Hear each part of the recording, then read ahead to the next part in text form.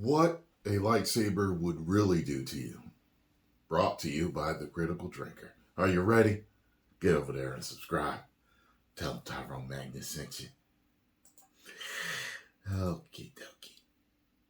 Now, one of the many criticisms of current-day Star Wars is the way that it handles lightsaber injuries. See, in the past, lightsabers were depicted as pretty terrifying instruments of death that could slice through limbs, droids, steel beams, and blast doors like butter. And if you happened to get run through with one, well, it was pretty much curtains for you. Nowadays, though, major injuries like this are treated more like minor inconveniences that characters can just walk off. Like Reva, who got impaled not once but twice by a lightsaber and survived with no long-term repercussions. Which makes no Sabine sense. From the recent episode of Ahsoka, who had a blade stuck in her for a good 5 or 6 seconds and turned out to be just fine afterwards. Yeah, and trust me, I think about it every time when I saw Reva.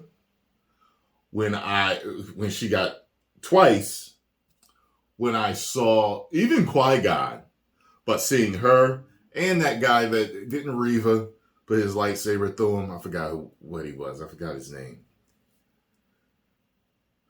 When I think of that, I always think back to what that lightsaber did to that damn door. When Qui-Gon, but I was like, ooh, they should be popping and splatting, and that should be some hot grease right there. You get what I'm saying? Meat popping, searing, and everything. So, but yeah, nobody should be able to survive this stuff. Limbs cut off, yeah. But ran through in the gut where your vital organs are, and she looks like she got impaled through her liver. You need your liver. Alcoholics, listen to me. You need your liver, okay? So it just doesn't make any sense. Now, there's been a lot of debate back and forth about how believable this all is, but nobody seems to have a definitive answer about what a lightsaber would actually do to you. Until now. Lucky for you, dear viewer, the drinker is here, Yeah, and I'm killed about to Han. science the shit out of this one. Now, in order to understand the effects of a lightsaber on a living body, we first need to understand what a lightsaber is and how it works. Well, basically a lightsaber is a blade of highly energized plasma energy that burns between 15,000 and 23,000 degrees Celsius, which makes it extremely effective at cutting through virtually any material in the Star Wars universe. It basically melts and vaporizes whatever it comes into contact with, which makes it ideal for slicing off limbs to disarm opponents with quick, efficient strokes. But what would it do to Sabine here, who gets one shoved right into her torso and held there for a protracted length of time? Well, let's consider it from a biological view first of all.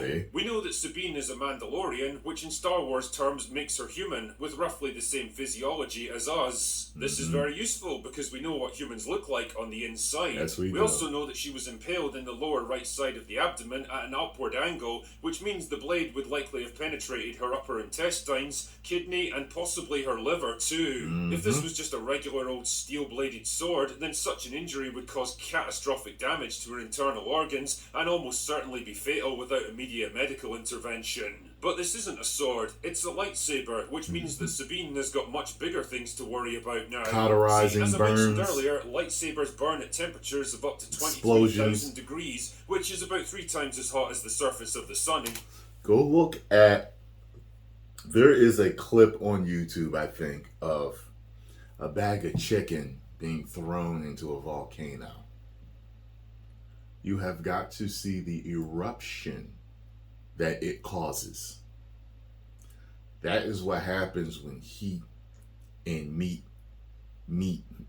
Okay, I coined that term. Oh my God, like it's nuts. You know, when you just throw butter on a really hot griddle, or you got meat and fluids inside of you, and that man, it actually would be much grislier in real life if something like that was put inside of you.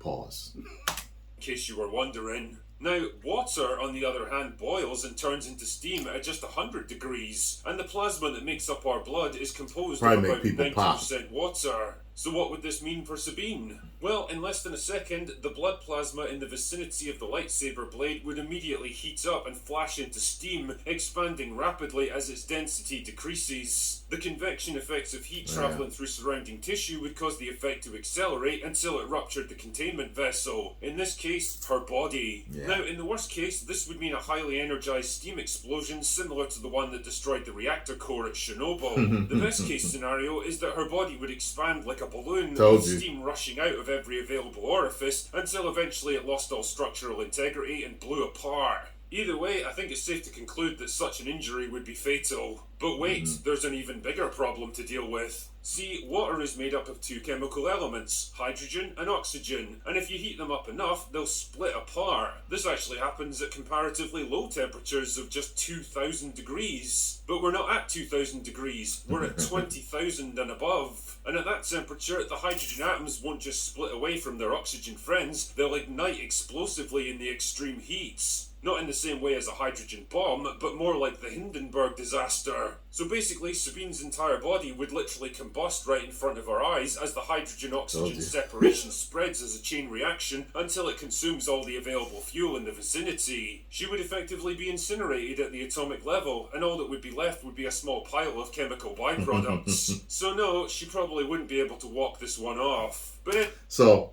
I don't know if he's 100% correct on this, but from what I know about being in science class and how things like that work, yeah.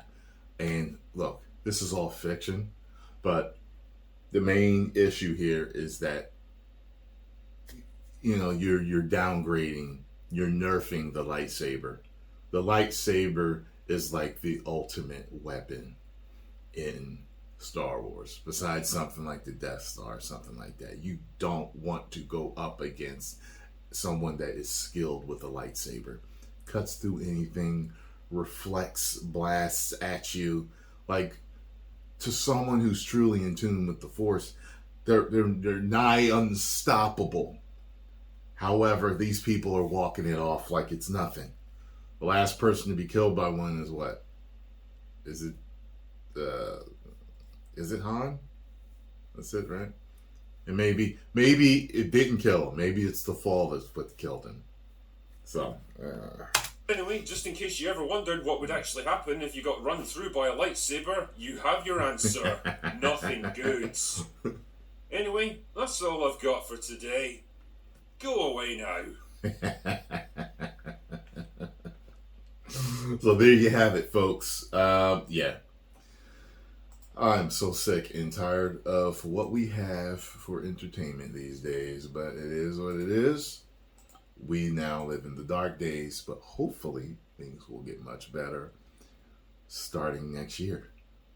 I think 2024. All the woke companies, they know it's absolutely destroying them. They'll change up. They'll start just getting rid of all the garbage, and we'll start getting all the good stuff again.